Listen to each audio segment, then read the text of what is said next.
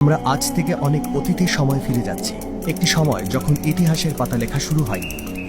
প্রাণী, গাছপালা এবং পোকামাকড়ের সঙ্গে পৃথিবী তার সমস্ত মহিমায় বিদ্যমান। প্রতিটি জীব একে অপরের সঙ্গে নিখুঁত সঙ্গতিতে আছে, কিন্তু পৃথিবী খুবই নীরব। মানুষেরা কোথায়? হ্যাঁ, সেটাই তো অনুপস্থিত।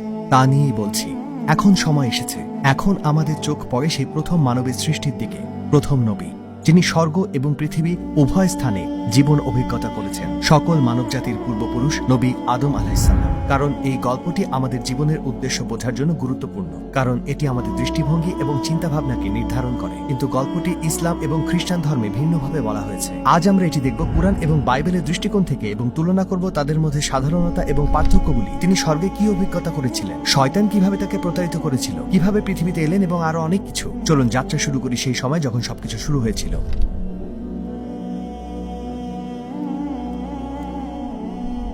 মনে আছে যখন আপনার রব ফেরেশতাদের বললেন, আমি পৃথিবীতে একজন প্রতিনিধি স্থাপন করতে যাচ্ছি।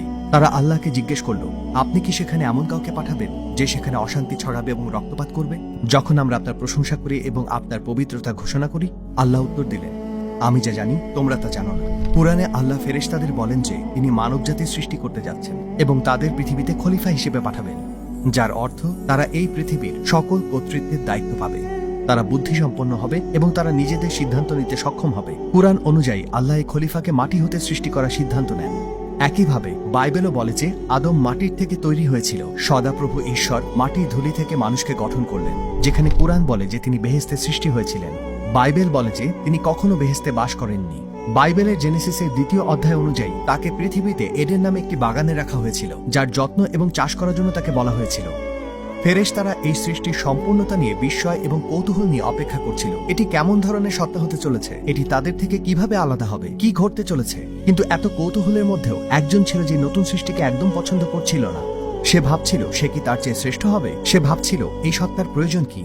ইতিমধ্যে সে অস্বস্তিতে পড়েছিল, তার ভেতর থেকে তাকে কষ্ট দিচ্ছিল। এটি ছিল একটি জিন যার নাম ইবলিশ। সে একটি ভিন্ন প্রজাতির ছিল, কিন্তু তার সেই সময়ের মর্যাদার কারণে সে ফেরেশতাদের মধ্যে বাস করছিল। পরে তার অহংকারের কারণে তাকে শাতান নামে অভিহিত করা হয়, কুরআনে যাকে শয়তান বলা হয়েছে। তার ঈর্ষা ইসলামী উৎসগুলিতে পাওয়া যায়, কিন্তু বাইবেলে শয়তানের পরিবর্তে আমরা গল্পের পরবর্তী অংশে একটি ভিন্ন চরিত্র দেখি। যখন শয়তান উদ্বেগ এবং ঈর্ষার অনুভূতির মধ্যে ছিল, প্রত্যাশিত মুহূর্তটি তখন ঘনিয়ে আসছিল। প্রথম মানব সত্তার সৃষ্টির কাজ এখন সম্পন্ন হয়েছে, তার চূড়ান্ত রূপ দেওয়া হয়েছে। তিনি এখন জীবনের দিকে চোখ খুলতে যাচ্ছেন। সর্বশক্তিমান আল্লাহ আদমের মধ্যে আত্মা প্রবাহিত করলেন এবং তিনি জীবিত হলেন। এখন ফেরেশতাদের সামনে তাকে পরিচয় করানোর এবং পরীক্ষার সময় এসেছে। কিন্তু এটি কেমন পরীক্ষা হবে? তিনি মানে আল্লাহ আদমকে সবকিছুর নাম শেখালেন।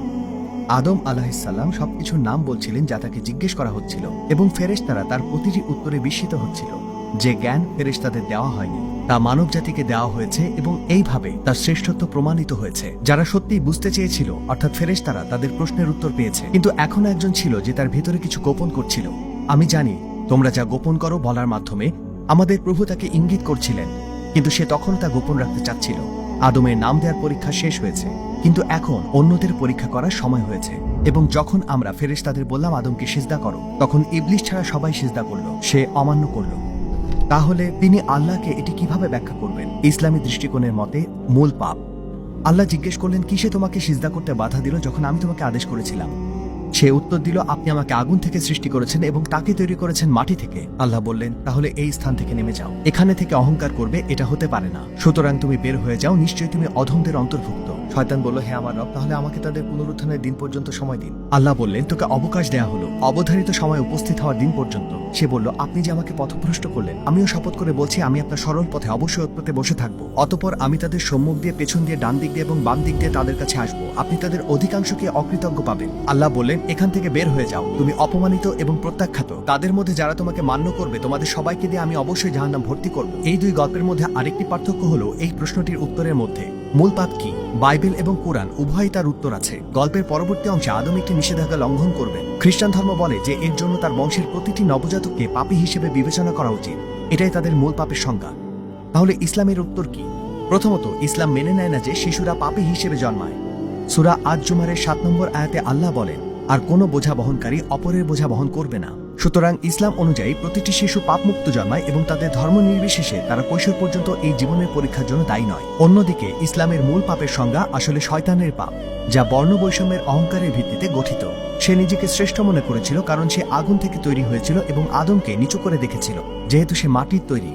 এটাই ছিল সেই পাপ যা শয়তানের পতন ঘটিয়েছিল। যখন আদম সৃষ্টি হচ্ছিল, ইবলিশ একটি ভিন্ন ধরনের সত্তা দেখেছিল। সে তাকে একজন আগন্তুক মনে করেছিল এবং তার প্রতি বিরাগ হয়ে গিয়েছিল। তারপর সে ভাবতে শুরু করলো যে সে তার চেয়ে শ্রেষ্ঠ।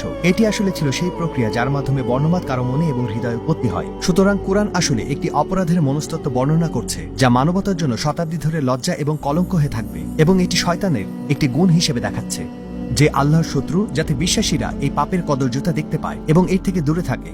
ফেরেশতাদের এই সিজদা আদমের প্রতি উপাসনার কাজ ছিল না, এটি একটি আনুষ্ঠানিক সিজদা ছিল, এক ধরনের সালাম, যা তার উচ্চ মর্যাদা এবং কর্তৃত্ব স্বীকারের জন্য করা হয়েছিল। এছাড়াও যেহেতু এটি আল্লাহর আদেশ ছিল, তাহলে তার আদেশ মানা আসলে আল্লাহরই উপাসনা। তাই পৃথিবীতে আসতে যাওয়া এই মানব জীবনের জন্য পৃথিবী তার সমস্তটুকু দিয়ে মানবতার ব্যবহারের জন্য সেবা করবে। প্রাকৃতিক সম্পদ, প্রাণী, গাছপালা, সাগর, উপত্যকা, পর্বত, এমন